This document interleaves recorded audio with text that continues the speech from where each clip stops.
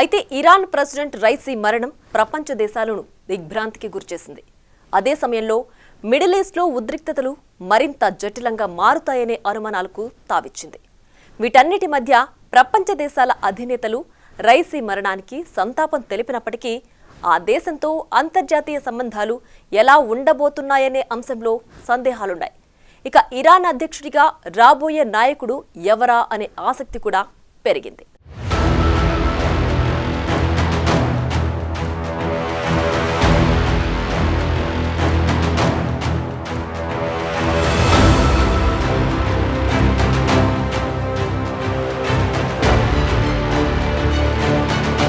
Ebrahim Raisi మృతిపై పలు దేశాలు ఆందోళన వ్యక్తం చేశాయి. కొన్ని దేశాలైతే రెస్క్యూ ఆపరేషన్లో సహాయం కూడా అందించాయి. విమానం ప్రమాదంపై వచ్చిన నివేదికలపై అమెరికా అధ్యక్షుడు జో బైడెన్ కు సమాచారం అందించినట్లు వైట్ హౌస్ తెలిపింది. దీనిపై చైనా కూడా తీవ్ర ఆందోళన వ్యక్తం చేసింది. భారత ప్రధాని నరేంద్ర మోదీ ఈ సందర్భంగా సంతాపాన్ని ప్రకటించారు. ఇక యూరోపియన్ యూనియన్ రెస్క్యూ ఆపరేషన్ కోసం అత్యవసర ఉపగ్రహ మ్యాపింగ్ సాంకేతికతను అందించింది. మరోవైపు సహాయక చర్యలకు సహాయంగా టర్కీ పంపిన అకెన్సీ డ్రోన్లలో ఒకటి హెలికాప్టర్ శకలాలుగా అనుమానించిన వేడి సెగను గుర్తించింది. దాని ద్వారా రెస్క్యూ దళాలను తవిల్ అని పిలిచే ప్రాంతానికి పంపినట్లు ఇరాన్ మీడియా నివేదించింది. టర్కీతో పాటు రష్యా కూడా ప్రత్యేక విమానాలను 50 ప్రొఫెషనల్ పర్వత రక్షకులను క్రాష్ సైటుకు పంపడానికి సిద్ధమైంది. ఆర్మేనియా నుండి 2 ప్రత్యేక రష్యన్ హెలికాప్టర్లు సైటుకు పంపారు. ఇలా ఇరాన్ మిత్ర దేశాలతో పాటు శత్రు దేశాలు కూడా ఈ ఘటనపై స్పందించాయి. అయితే ఇకపై ఇరాన్ భవిష్యత్ ఏంటన్నది అంతర్జాతీయ నిపుణుల్లో తీవ్ర చర్చకు కారణమైంది.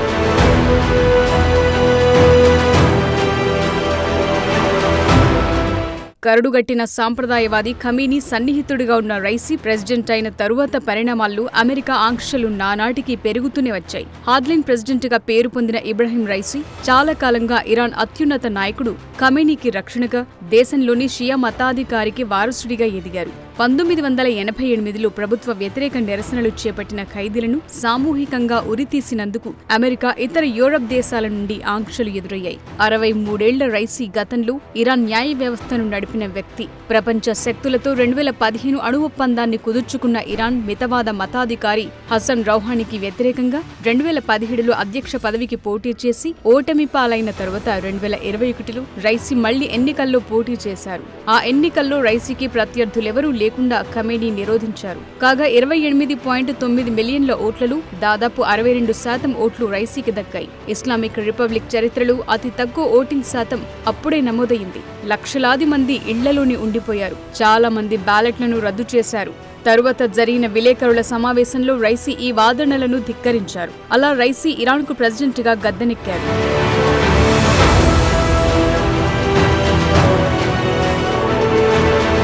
ఇరాన్ ఇరాక్ యుద్ధం ముగింపు కూడా వివాదాలని మిగిల్చింది. అప్పటి ఇరాన్ సుప్రీం లీడర్ అయతుల్లా రుహెల్లా ఖమీనీ ఐక్యరాజ్య సమితి మధ్యవర్తిత్వంతో కాల్పుల విరమణను అంగీకరించారు.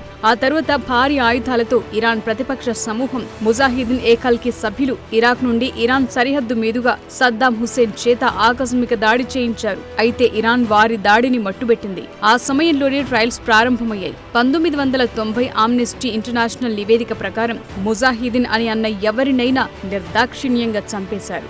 ఏకంగా 5,000 మందిని ఉరితీశారు. అప్పటి నుండి ఇరాన్ దాని 85 ఏళ్ల అత్యున్నత నాయకుడు అయతుల్లా అలీ ఖమీనీ ఆధ్వర్యంలో నడుస్తోంది. అతని సన్నిహితుడైన ఇబ్రహీం రైసీ ప్రెసిడెంట్గా ఖమీనీ నిర్ణయాలను పాలిస్తుంటారు.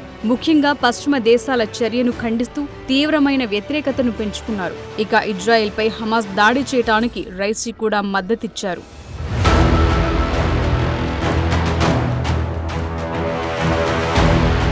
దేశీయ రాజకీయాల్లో కూడా రైసీ కఠినమైన వైఖరి స్పష్టంగా కనిపించింది. తాను ఎన్నికైన 1 సంవత్సరం తరువాత మధ్యస్థాయి మత గురువు మహిళల దుస్తులు, ప్రవర్తనను నియంత్రించే ఇరాన్ హిజాబ్ పవిత్రత చట్టాన్ని కఠినంగా అమలు చేయాలని ఆదేశించారు. కొన్ని వారాల వ్యవధిలో ఆ చట్టాన్ని ఉల్లంఘించినందుకు మోరల్ పోలీసులచే అరెస్టు చేయబడిన యువ కుర్దిష్ ఇరానియన్ మహిళ మహసా అమీనీ కస్టడీలో మరణించింది.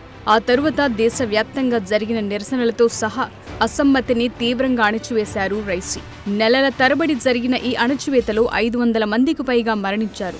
22,000 మందికి పైగా నిర్బంధించబడ్డారు. ఇక అమినీ మరణానికి దారి తీసిన భౌతిక హింసకు ఇరాన్ కారణమని అంతర్జాతీయ సమాజం విమర్శించింది.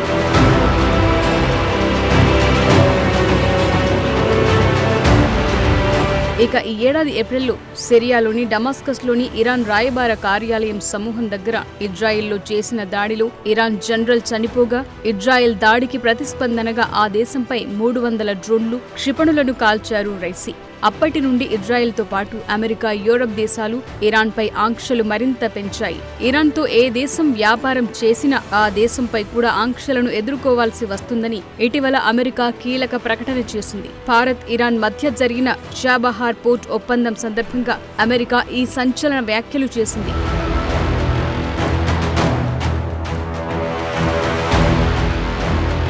ఇలాంటి పరిణామాల మధ్య ఇబ్రహీం రైసీ హెలికాప్టర్ ప్రమాదంలో ఇజ్రాయెల్, అమెరికా హస్తం ఏమైనా ఉందా అని అనుమానాలు కలుగుతున్నాయి.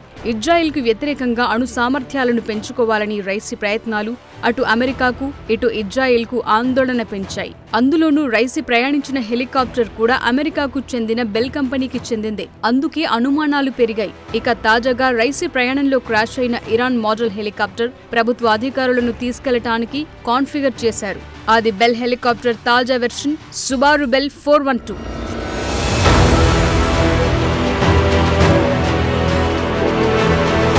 ఇక బెల్ను ఎగరేసే సైనికేతర సంస్థల్లో అమెరికా మిత్రదేశమైన జపాన్ కోస్ట్ గార్డ్ కూడా ఉంది. అలాగే యునైటెడ్ స్టేట్స్లోని చట్ట సంస్థలు, అగ్నిమాపక విభాగాలు, థాయిలాండ్ నేషనల్ పోలీస్, అనేక ఇతర సంస్థలు దీని ఆపరేటింగ్ చూస్తారు. అయితే ఫ్లెడ్ గ్లోబల్ 2024 ప్రపంచ వైమానిక దళ డైరెక్టరీ ప్రకారం ఇరాన్ ప్రభుత్వం ఈ హెలికాప్టర్కు సంబంధించి ఎన్ని కార్యకలాపాలు నిర్వహిస్తుందో స్పష్టమైన సమాచారం లేదు. అయితే ఇరాన్ వైమానిక దళం, నౌకాదళంలో ఇలాంటి హెలికాప్టర్లు మొత్తం 10 ఉన్నాయి. ఇక అమెరికా కంపెనీ చేస్తున్న ఈ హెలికాప్టర్ల ప్రమాదంలో వైఎస్ రాజశేఖర్ రెడ్డి వంటి ప్రాంతీయ నేతలతో పాటు ప్రపంచ వ్యాప్తంగా చాలా మంది అగ్రనాయకులు ప్రాణాలు కోల్పోయారు.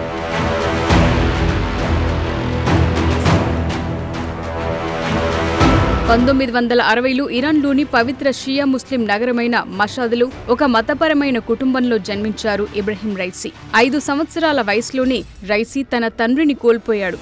అయినప్పటికీ మత గురువుగా మారటానికి తన తండ్రి అడుగుజాడల్లోనే నడిచాడు. పవిత్ర నగరమైన కోమ్లోని మతపరమైన సెమినరీలో యువ విద్యార్థిగా చేరాడు. 1979 విప్లవంలో పాశ్చాత్య మద్దతుగల షాకు వ్యతిరేకంగా నిరసనలలో పాల్గొన్నాడు. తర్వాత కోమ్లోని మత పెద్దలతో రైసీ పరిచయాలు అతన్ని మత న్యాయ వ్యవస్థలో విశ్వసనీయ వ్యక్తిగా మార్చాయి. అప్పటి నుండే రైసీ అమెరికా వంటి పాశ్చాత్య దేశాలకు వ్యతిరేకంగా మారారు.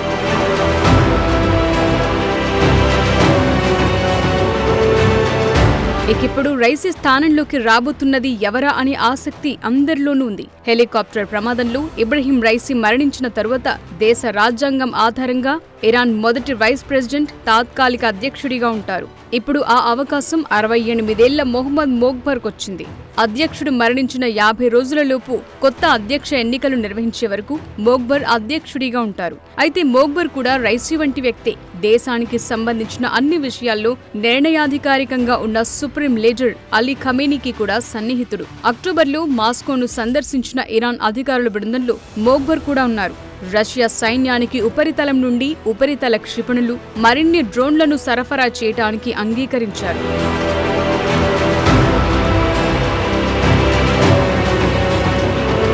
అంతేకాదు 2010లో యూరోప్ యూనియన్ టార్గెట్లో మోగ్బర్ ఎప్పటి నుండో ఉన్నారు. అణు బాలిస్టిక్ క్షిపణి కార్యకలాపాల్లో ప్రమేయం ఉన్నట్టు ఆరోపిస్తూ మంజూరు చేస్తున్న వ్యక్తులు, సంస్థల జాబితాలో మోగ్బర్ ఉన్నారు. అయితే 2012లో జాబితా నుండి మోగ్బర్ పేరు తొలగించారు. 2013లో యుఎస్ ట్రెజరీ డిపార్ట్మెంట్ సెటార్డ్ అది పర్యవేక్షించిన 37 కంపెనీలను మంజూరైన సంస్థల జాబితాలో చేర్చింది. సెటార్డ్ అనేది ఇమాం ఆర్డర్ అమలు చేసే ప్రధాన కార్యాలయానికి పూర్తి పేరు. ఇస్లామిక్ రిపబ్లిక్ వ్యవస్థాపకుడు, ఖమేనీ పూర్వీకుడు అయతుల్లా రుహెల్లా ఖమేనీ జారీ చేసిన ఆదేశం ప్రకారం ఇది ఏర్పాటు చేయబడింది. అలాంటి సంస్థలో కీలక నాయకుడిగా ఉన్న మోగ్బర్ను అమెరికా శత్రువుగానే పరిగణిస్తుందనటంలో సందేహం లేదు. అలాగే ఇజ్రాయెల్పై పగ తీర్చుకోవడానికి రైసీలాగానే మోగ్బర్ వ్యవహరిస్తాడనటంలో కూడా అనుమానం లేదు. ఈ పరిస్థితుల మధ్య రైసీ తదనంతరం కూడా మిడిల్ ఈస్టులో ఉద్రిక్తతలు తగ్గే వాతావరణం కనిపించడం లేదు.